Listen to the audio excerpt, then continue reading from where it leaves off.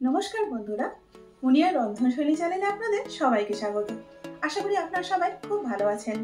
বন্ধুরা, এর আগের ভিডিওটাতে আমি বলেছিলাম যে কালী পুজো এবং ভাইফোঁটা উপলক্ষে বেশ কয়েকটা মিষ্টি রেসিপি আমি আপনাদের সাথে শেয়ার করব।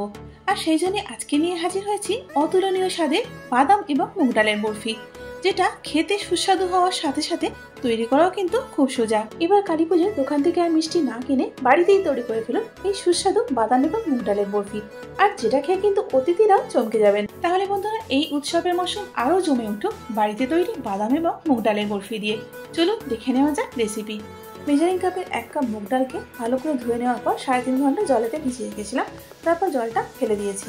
আর দেখুন, ডালটা কিন্তু অনেকটাই ভিজে নরম হয়ে গেছে। ওজন হিসাবে ডালের ওজন কিন্তু 200 গ্রাম। যেহেতু বাদাম এবং মুগ ডালের বরফি, সেই জন্য 1/2 কাপ বাদামকে আমি জলে ভিজিয়ে রেখেছিলাম। ভিজে যাওয়ার পর বাদামগুলোর খোলা আমি ছাড়িয়ে নিয়েছি। এখান থেকে 10-12টার মতো বাদাম আমি তুলে নিচ্ছি, কেন সেটা আপনারা পরে জানতে পারবেন। ওজন হিসাবে 1/2 কাপ বাদামের ওজন হচ্ছে 100 গ্রাম। এখন ভেজানো ডালের মধ্যে বাদামগুলো আমি দিয়ে দিলাম। এবার ডাল আর বাদামটা একসঙ্গে পেস্ট করে নেব। তবে পেস্ট করার সময় খুব বেশি জলে কিন্তু ব্যবহার করা যাবে না। যতটা সম্ভব কম জল দিয়ে পেস্টটা তৈরি করে নিতে হবে। আর দেখুন, এখানে ডাল আর বাদামের পেস্টটা তৈরি হয়ে গেছে। এবার এটাকে বাটিতে ঢেলে ফেলবো। বাদাম এবং ডালের এই পেস্টটা তৈরি করতে আমি 1/2 কাপ জল ব্যবহার করেছি। বন্ধুরা, আপনারা চেষ্টা করবেন মিনিমাম জল দিয়ে পেস্টটা করার, কারণ যত বেশি জল দিয়ে আপনারা এই পেস্টটা তৈরি করবেন, বরফিটা তৈরি হতে ততটাই বেশি সময় লাগবে।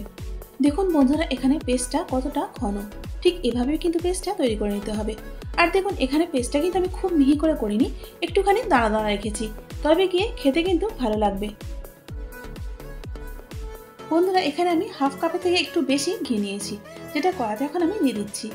আর 2 থেকে 3 টেবিল চামচ ঘি আমি আলাদা করে সরিয়ে রাখছি, একটু পরে ব্যবহার করব। মাপটা কতটা কি লাগবে সেটা আমি পরে বলছি। এখন কড়াটাকে হালকা করে এভাবে ঘুরিয়ে নিয়ে ঘিটা কড়ার চারপাশে ভালো করে লাগিয়ে নিচ্ছি। বন্ধুরা, এখনো কিন্তু আমি গ্যাসটা অন করিনি।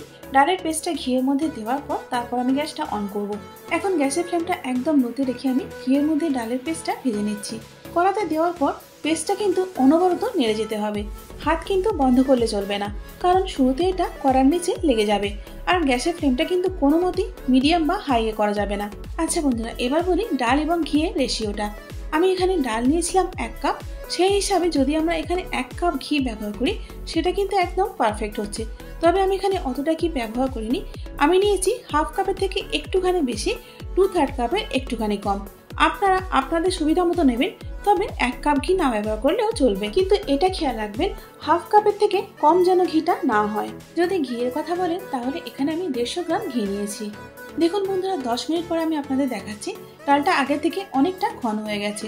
আর ঘন হয়ে যাওয়ার সঙ্গে সঙ্গে কড়ার গায়ে কিন্তু এটা লেগে যাচ্ছে, সেই জন্য অনবরত নেড়েচেড়ে এটাকে ভাজতে হবে। যদি বাদাম আর ডালের পেস্টটা পাতলা হতো, তাহলে সেই জলটা শুকনো করতে অনেকটা সময় লেগে যেত, আর তার সাথে সাথে চারিদিকে ছিটাতো, যার ফলে হাত পুড়ে যাওয়ারও সম্ভাবনা থাকতো। দেখুন বন্ধুরা, ডালটা এতটা টাইট হয়ে গেছে যেটা ভালো মতো নাড়া যাচ্ছে না।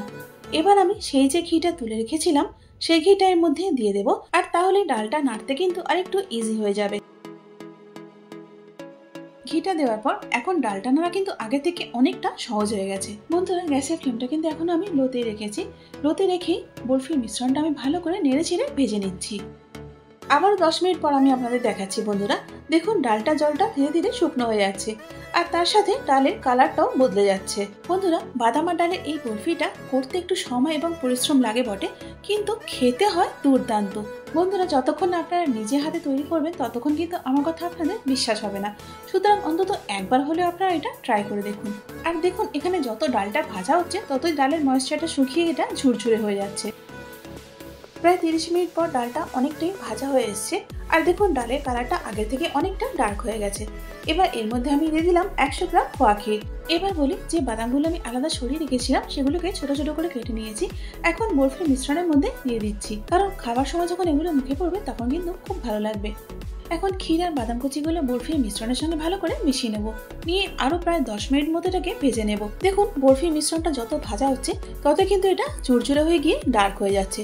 এবার আর লেগে যাওয়ার কোনো ভয় নেই, সেই জন্য গ্যাসের ফ্লেমটা মিডিয়াম করে ভেজে নেব। দেখুন বন্ধুরা, এখানে বাদাম আর মুগ ডালের বরফির মিশ্রণটা কিন্তু একেবারে ভাজা হয়ে গেছে। এবার গ্যাসের ফ্লেমটা আমি অফ করে দেবো।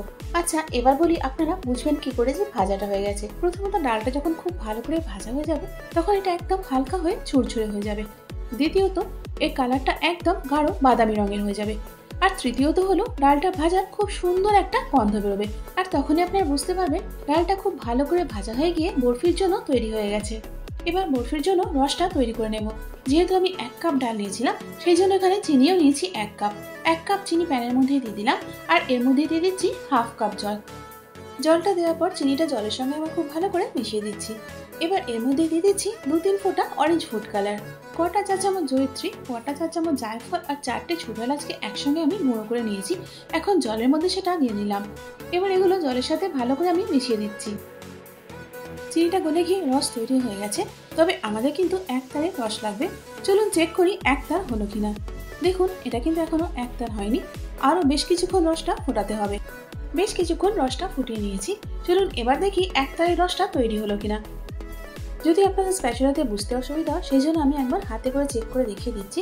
দেখুন এখানে আমাদের রসটা কিন্তু একেবারে তৈরি হয়ে গেছে। বরফির মিশ্রণটা একেবারে ঠান্ডা হয়ে গেছে। এরপরে কিন্তু এখানে আমি গরম রসটা ঢেলে দিচ্ছি। এটা খেয়াল রাখতে হবে যাতে করে দুটো একসঙ্গে গরম না হয়। একটা গরম আর একটা ঠান্ডা এভাবে কিন্তু করতে হবে। যদি দুটো একসঙ্গে গরম হয় তাহলে কিন্তু বরফিটা ভালো হবে না। এখানে আমি বরফির মিশ্রণটা ঠান্ডা করে নিয়ে তারপর এর মধ্যে গরম রসটা ঢালছি। আপনারা চাইলে এই উল্টোটাও করতে পারেন, অর্থাৎ রসটা আগের থেকে তৈরি করে ঠান্ডা করে নিয়ে তারপর গরম ডালের মধ্যে ঠান্ডা রসটা ঢেলে বরফিটা সেট করতে পারেন। নাও টাইম টু মিক্স। এখন এই বরফির মিশ্রণের সঙ্গে রসটা খুব ভালো করে মিশিয়ে নিতে হবে। এই কাজটা কিন্তু একটু সময় ধরে করতে হবে।